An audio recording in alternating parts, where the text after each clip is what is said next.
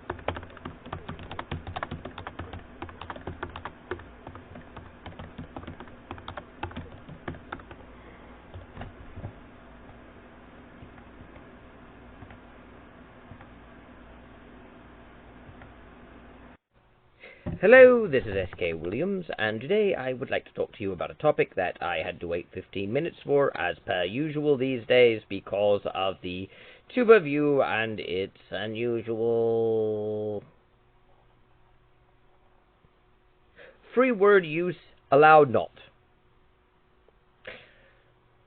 But today I would like to talk to you about the climate of fear produced by certain people on the port side of the political spectrum. I am typically not all that invested politically. I certainly do not think that, as far as how people identify in the modern world, especially in American politics, that in the grand scheme of things, in general, at least historically, whether one was port side or starboard side was not necessarily indicative of how much they would promote the social disunity or the use of bad cause harm policies. And yes, I know I sound silly using 5-year-old language, but I don't have much of an alternative right now, which is precisely the problem. You see, those on the port side tend to have the majority of the power in social and cultural institutions, be these academic institutions, which is where they began their long march, or the entertainment industry, and progressively more into government agencies via the bureaucracies. So the port side, even if the starboard side gains power politically by being elected, the port side remains entrenched in the judiciary through judicial appointments, which is why they really complain when a starboard side politician takes over and starts appointing judges, because that's their thing. They appoint the judges that give their policies a sort of permanence. But their real power comes from the bureaucracy.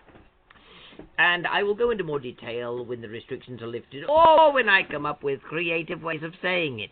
Right now I'm shying away from being a little too creative in my language, because I don't know if people will understand it, and besides, I'm hoping this goes away after the certain contest that shall occur in the 9th month of the old Roman calendar. Let he who has ears, let him hear.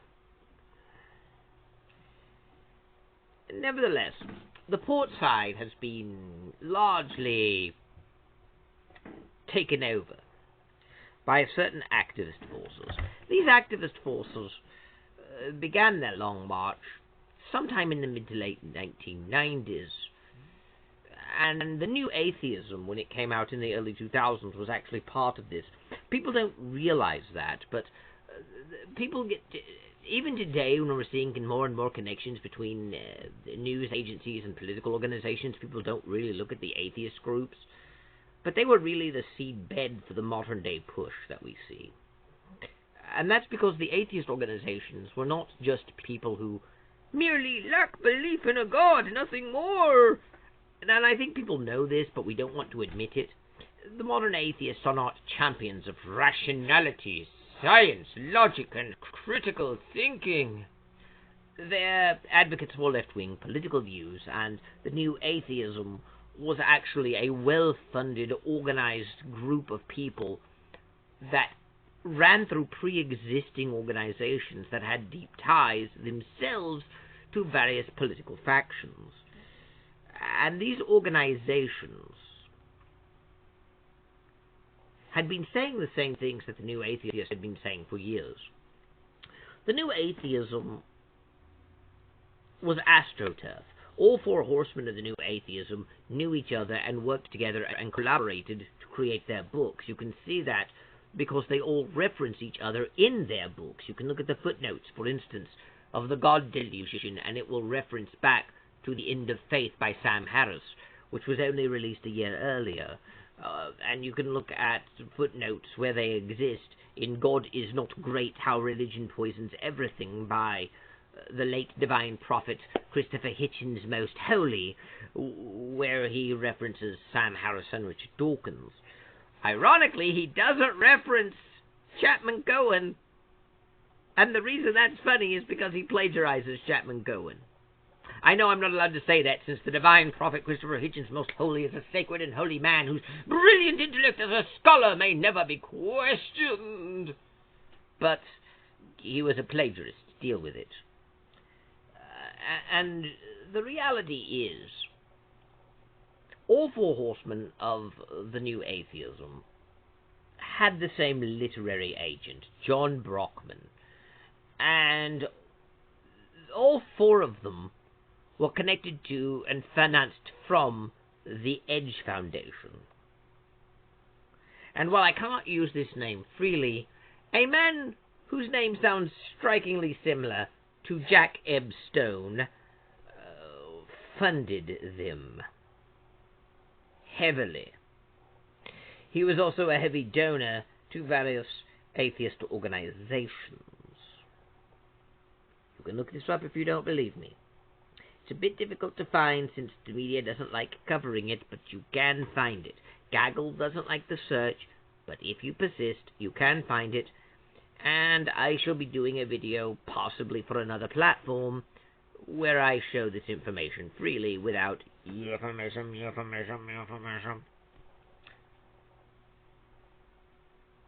But the point I'm making here is, the new atheism, while it likes to promote itself as atheism is not a religion, atheism is not an ideology, the truth is they've made a religion out of being an atheist. And even though they have this mythos that someone telling you that they're an atheist doesn't tell you their politics, since atheism is not an ideology or a religion, and that's why you find atheists on both sides of the political spectrum, while in religion, the religious are overwhelmingly conservative, because they follow religious texts that are conservative. That's why the majority of religious people are conservatives, while atheists are all over the place. Look how free-thinking we atheists are! And of course, the atheists aren't free-thinkers. The vast, overwhelming majority of atheists are actually left-wing politically. And if we have to play along with this farce that atheism is the opposite of religion and atheists are not religious, then here's the thing. The idea that religious people are overwhelmingly conservative while atheists are so confusing because they're all over the place, well, they're not all over the place. Even accepting that atheists are the opposite of religious people, and accepting that religious people are overwhelmingly conservative, atheists are overwhelmingly left-wing. And the reason for that is actually because atheism is not really a lack of belief in a God, it's a belief there is no God, and in the real world people are identifying as atheist whilst connecting to atheist organizations that have common shared beliefs. The atheists today are secular humanists, and this includes those who say they're not secular humanists, like Alex O'Connor, whose reason for saying he's not a secular humanist is because he values animal life equally to human life, which of course not only means he can't be a humanist, but it also means it juxtaposes to religion, by which they mean Christianity. Because Christians believe animals were just made for human use, and look how awful Christians are! Of course, I'm a Christian, and I don't think animals can just be exploited for human use at will. I don't think God created animal life just for man, but I'm not allowed to think that. I'm religious. I have to believe what religion teaches me. That's what I'm always told.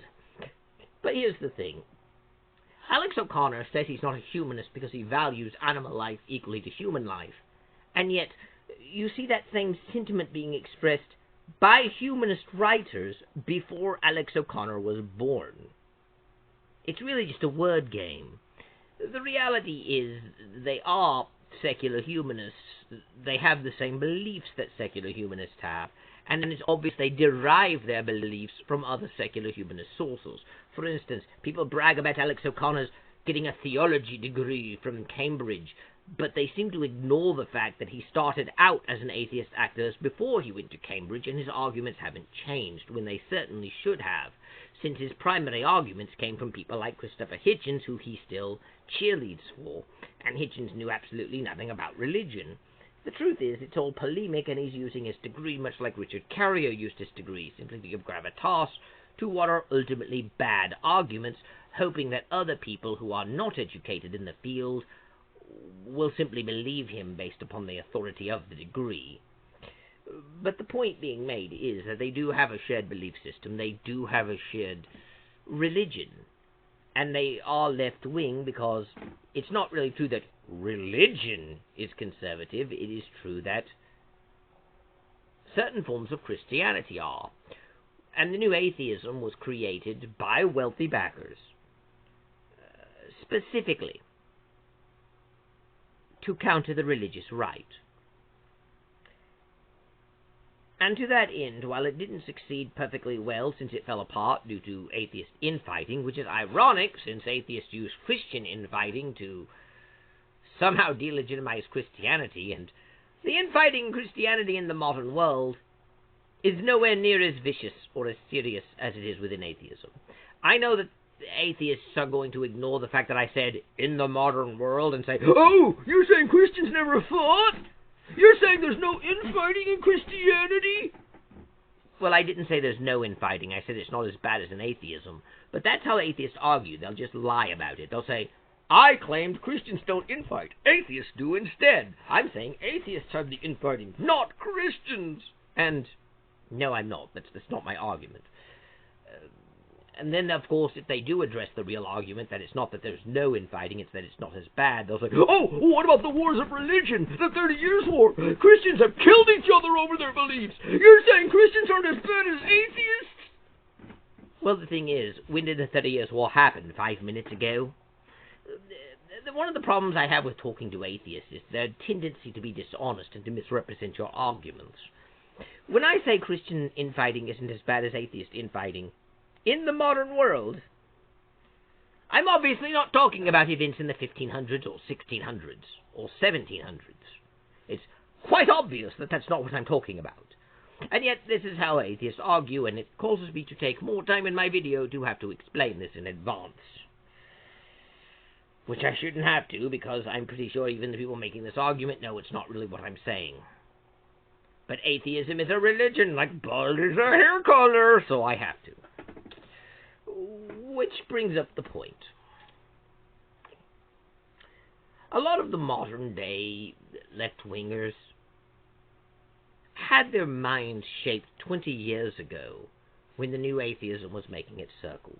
And the new atheism very rarely actually stuck to the existence of God as their primary question. Oh, they loved saying it was that atheism is only the answer to one question, whether a God exists. And of course the answer is, I don't know, because atheism is a lack of belief in a God, not a belief in a lack of a God. We atheists don't claim God doesn't exist. We really lack belief and ask for evidence. We have no burden of proof. And of course they actually do claim God doesn't exist, and they actually do have a burden of proof.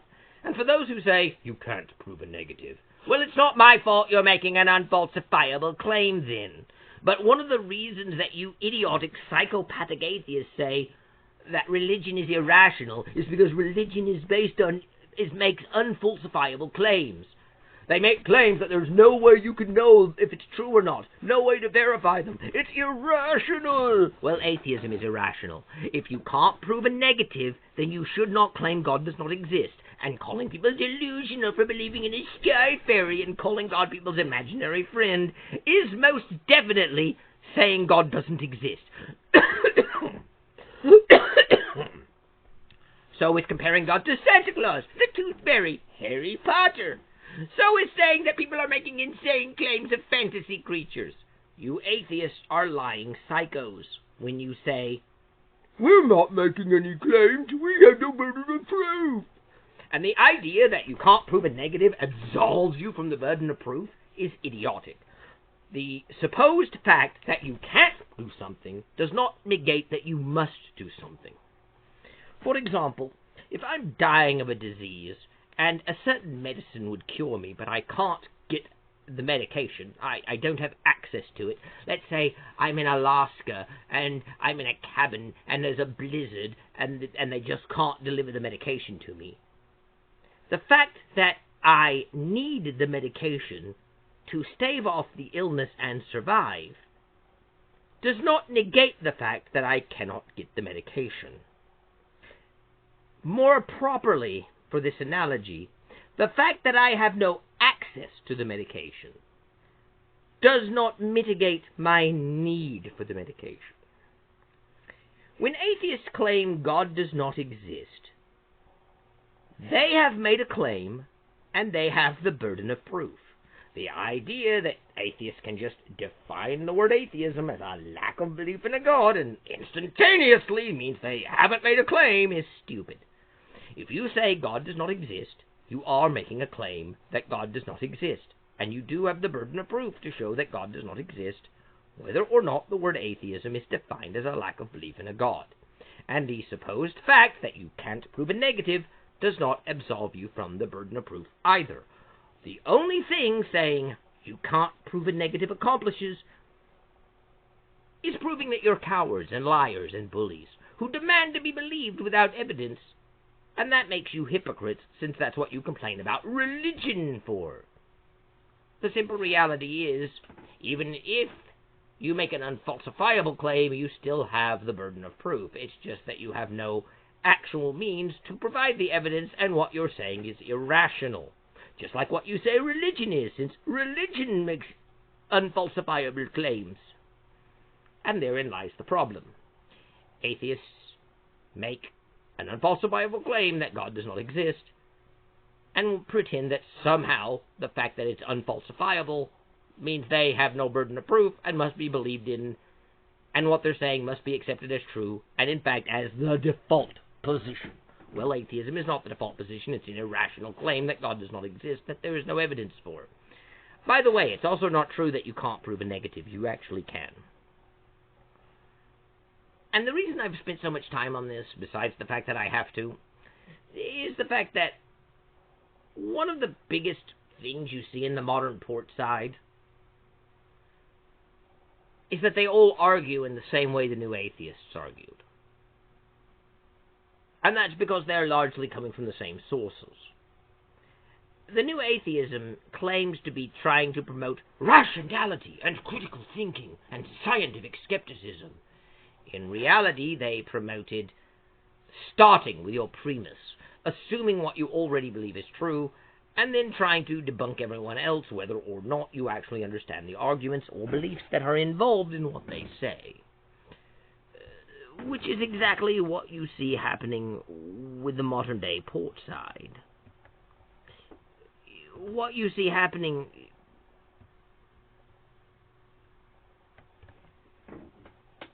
is that people on the port side don't truly understand people on the starboard side.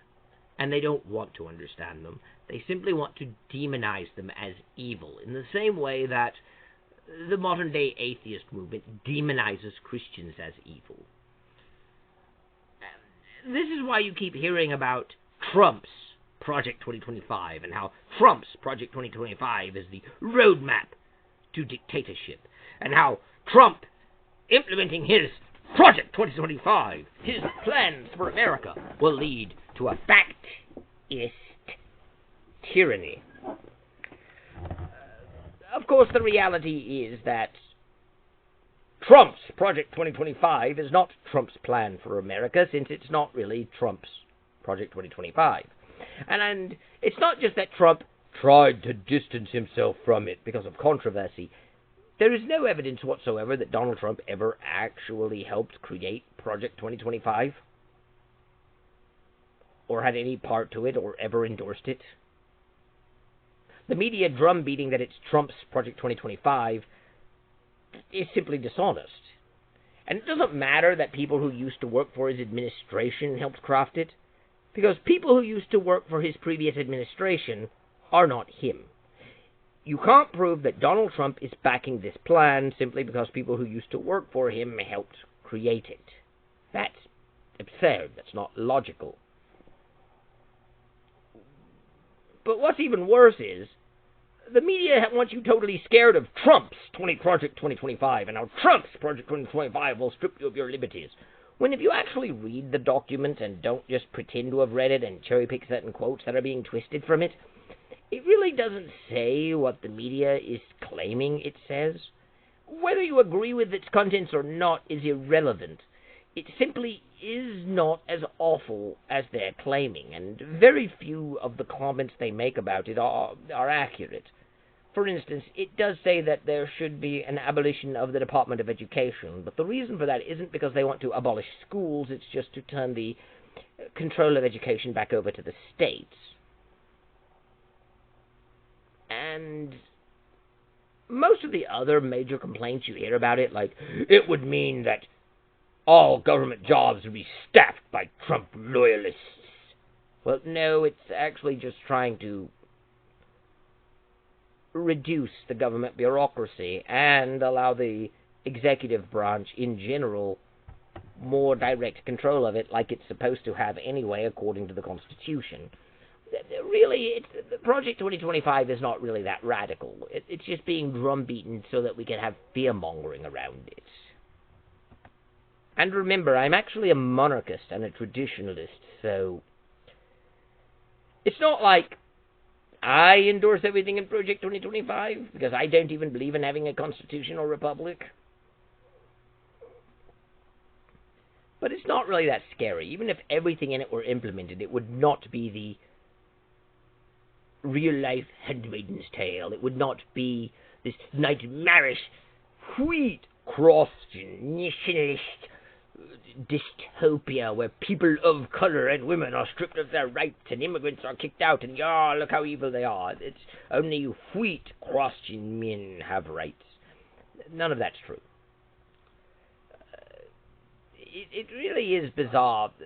It's actually the same complaints even. It's not even just the same general tactics. It's often the same thing. We will often hear how people on the starboard side are racist. And we'll hear how Christians are racist. We have Donald Trump being compared to Charlie Chaplin. We keep hearing that over and over and over again, and how he's a tyrant, and how he's going to destroy our freedom. Christians have had that same thing, too. And the Triple K organization. Of course, the Triple K organization were devout Christians. Rub it in your Christian faith. You Christians created the Triple K. And even the Christian groups like the Catholic Church, who were targeted by the Triple K, are guilty of creating the Triple K. When you point out the fact that the Triple K hated the Catholic Church, you are told, so what? Christians have a long history of killing other Christians for being the wrong kind of Christian. As if that somehow makes it okay to say all Christians uniformly are guilty of the creation of the Triple K. The Catholic Church is guilty of the creation of the anti-Catholic Triple K. It's stupid. But you see the same logic here. People on the starboard side are Triple K. People on the starboard side are Jerryland Party under Charlie Chaplin from the movie The Dictator. And ironically, we are being told that the port side gives us joy and freedom. Well, I don't feel very joyous having to talk like a cartoon character and dance around certain words, and I don't feel that I have a lot of freedom if my channel is threatened with deletion if I talk about certain topics that I wish to talk about.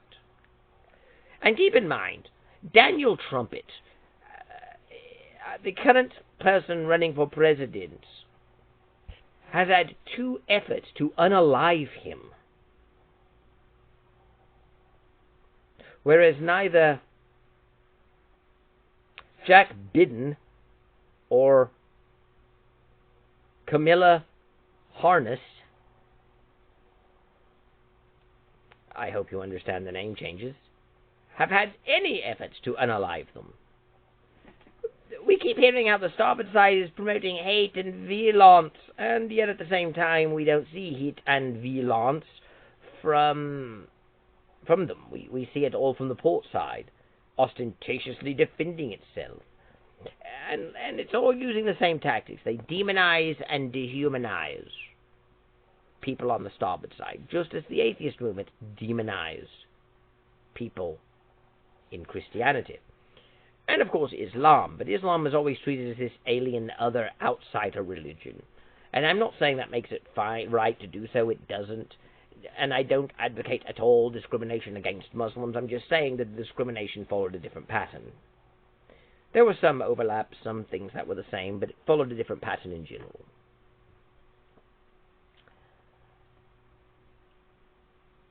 And it's obvious that the same people, if you look at the records especially, look at the financial records, look at who donated, look who's involved.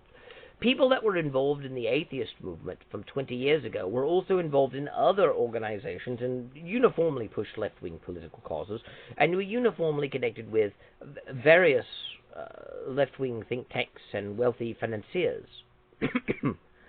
That's why you have connections between groups like the Freedom from Religion Foundation and MoveOn.org, or Vote Blue, or other groups.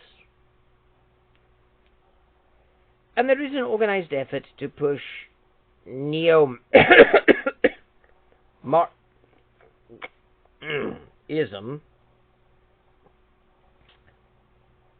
in modern America.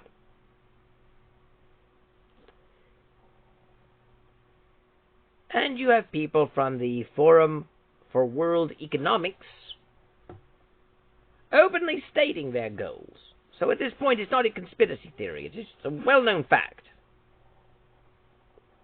And they promote people like Noah Yuval Harari, who, again, he doesn't really say anything original or new. He just quotes the same rubbish that we had 20 years ago from the New Atheism, and the New Atheism didn't actually say anything new. It just quoted things that were being said on various atheist sites and magazines and newsletters since the 19th century.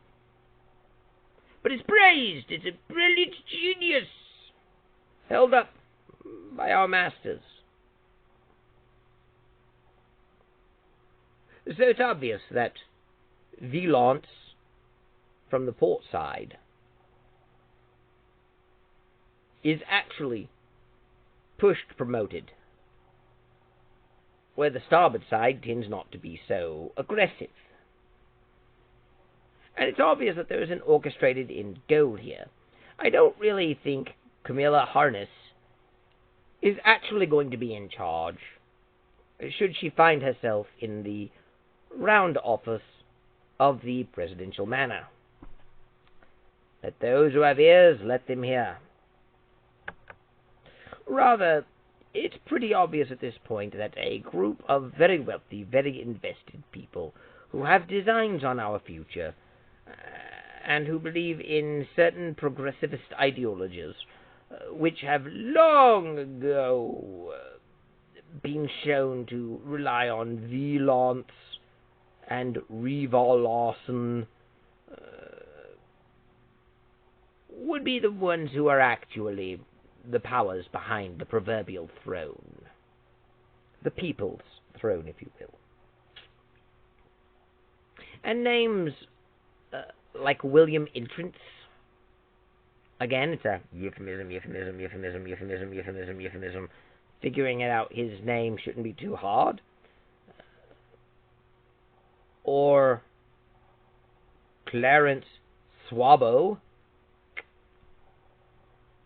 are very obviously collaborating and promoting certain people like Noah Yuval Harari and such to create their ideological world. And it's perfectly fine to use Vylonce against the people who oppose their ideological vision. And I do think that it is time we acknowledge that, and perhaps call out and call to an end to such tactics and such ideologies. I haven't much else to say, so I shall take leave of you now. Thank you, God bless, and goodbye.